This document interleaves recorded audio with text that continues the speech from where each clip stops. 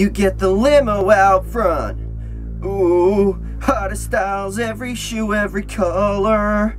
And when you're famous, it can be kind of fun. It's really you, but no one discovers. You get the best of both worlds. Chillin', I'll take it slow. Then you rock out the show. You get the best of both worlds. Mix it all together and you know that you got the best of both worlds. What is going on, you guys? Welcome back to another episode of What Shall We Do Next? Even though it's not really an episode, it's just my channel. But hey, welcome back. If you guys are new here, hit subscribe if you haven't already done that. We're on the road to 84,000 subscribers. We just hit 83 today. So that's unbelievable. We're like less than 17,000 subscribers away from that big 100,000. Man! And also, guys, go follow me on all my social media. Links are in the description. I have Facebook, Twitter, Instagram, and even Snapchat, so go follow me on all of those. And as you guys know, I recently started a Facebook account, so you can have me on Facebook, and we can be Facebook friends. So go do that. Links is in the description. And finally, be sure to turn on the notification bell right next to the subscribe button. That way you get notified every time I upload a video. Thank you! But once again, I am coming back at you guys with another creepy video, and today, we are talking about another scary story. You guessed it. And the scary story is called Sonia. So, the story of Sonia, this is a scary story about a young girl from a small village who wants to prove how brave she is by spending the night in a haunted house. Woohoo! But enough of the jibber jabber, let's get right over to the story. Sonia. In the city, there is a lot of hustle and bustle, but in small villages, life can be sometimes boring. Teenagers who live there are always looking for excitement and thrills. There was a young girl named Sonia who lived in a small village in Russia. She had a small group of friends she had known all her life, and they did everything together. Sonia was the life and soul of the group. She was always suggesting new activities and was never afraid to do anything. There was an abandoned house in the village that was said to be haunted. Nobody had lived there for decades, and the windows and doors were all boarded up. Adults warned children to keep well away from the old place. One day, Sonia and her friends were hanging out near the abandoned house. They were discussing ghost stories and the supernatural, when one of the boys said, "I bet none of you would be brave enough to spend the night in this haunted house." "Everyone knows ghost stories aren't real," Sonia quickly replied. "They're just made up by adults to keep kids in line. There's nothing but dust and rats in this old house." The teenagers walked around the house looking for a way to get inside. One of the boys found some loose boards over the door to the cellar. With little effort, they managed to pry off the wood and open the door. There was a flight of stairs covered with moss that led down into a darkened basement. There was a stench of damp and a cold breeze blowing up from the darkness. "Just like the tomb of the pharaoh in Egypt," said Sonia. "I hope we don't find a mummy down there," said one of the other girls. One by one, they walked down into the cellar. The walls were dripping with moisture, and there was garbage all over the floor. They found another set of stairs that led up into the house. They climbed up to the first floor of the abandoned house. Thin rays of sunlight streamed through the slits between the boarded windows and provided just enough light to see. The rooms were filled with broken furniture, paintbrushes, buckets, and flat coils of old wire. Lying on the table were bundles of old newspapers. "Wow, a newspaper from 1948, exclaimed one of the boys.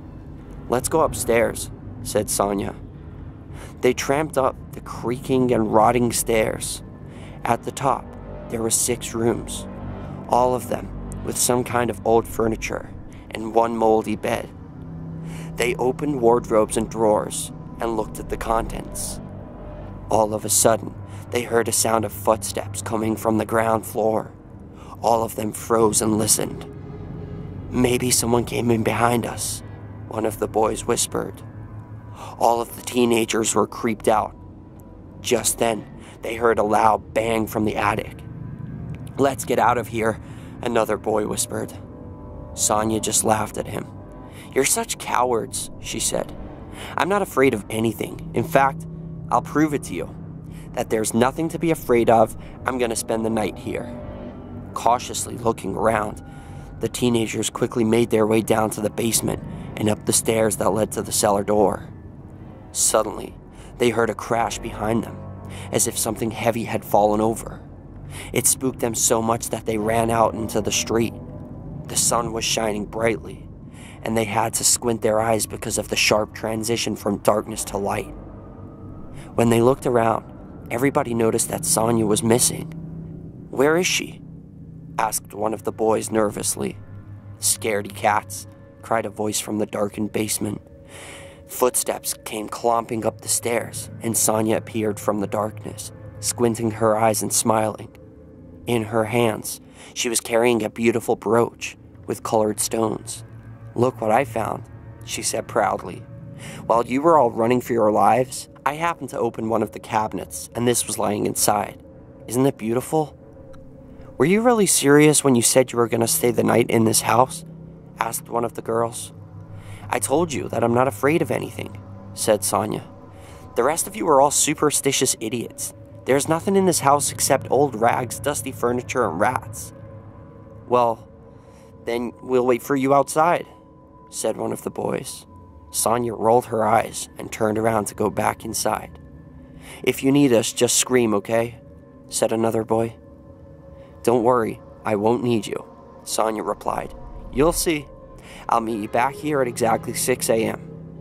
With that, Sonia disappeared back into the darkened basement. Her friends sat down on the bench nearby and waited. The night was warm, and they talked and laughed to pass off the boredom. At around 3 a.m., their conversations were suddenly interrupted by a loud bang. It sounded as if something in the house had fallen over or collapsed. They did not hear Sonia scream, so the teenagers were not sure what to do. None of them wanted to venture back into the abandoned house. "Probably just a rat," said one of the girls, and the conversation flowed on. At 6 a.m., the friends were still waiting, but Sonia didn't show up. By 6:30 a.m., they were wondering what had happened to her. At around 7 a.m., the worried teenagers decided they had to go back into the house and find her. Clutching each other tightly by the hand, they went down into the cellar, then climbed the stairs that led into the house. There was an eerie silence. When they reached the first floor, they couldn't see anything at first. Then one of the boys noticed a small figure curled up in the corner. It was Sonia, shaking and sobbing uncontrollably. When the boys approached her, she couldn't even move. Her whole body was trembling, her clothes were torn, and there was blood all over her face. The girls stayed with Sonia and held her hand while the boys ran outside to call the police and an ambulance. When the police arrived, they searched the house from top to bottom, but found nobody else there. Not even rats. No one could have gotten in or out the house without being noticed. Apart from the cellar door, every other entrance was securely boarded up and untouched.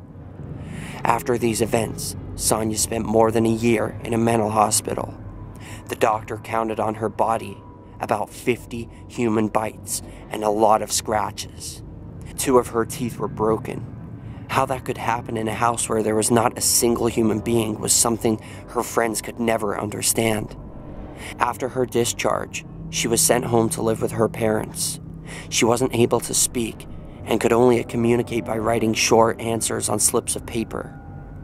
Whatever happened to her in that house, no one knows. 2 months after her discharge from the hospital, Sonia committed suicide. This story was told to me by a very serious man of 54, who claimed he was one of the boys who witnessed these strange events.